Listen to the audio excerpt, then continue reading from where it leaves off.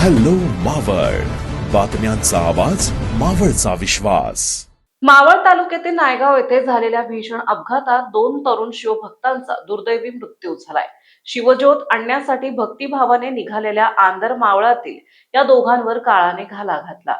मिळालेल्या माहितीनुसार शिंदेवाडी येथील ओमकार दत्ता आरडे आणि दर्शन बाळू शिंदे हे दोघे शिवभक्त विसापूर किल्ल्यावरून शिवज्योत आणण्यासाठी निघाले होते.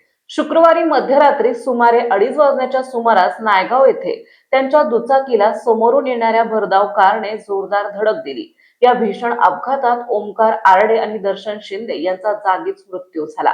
काही क्षणापूर्वी शिवज्योत आणण्याच्या उत्साहाने निघालेले हे दोघे तरुण क्षणातच काळाच्या पडद्याआड गेले. या दुर्दैवी घटनेमुळे आंदर मावळ परिसरात हळहळ व्यक्त होत आहे.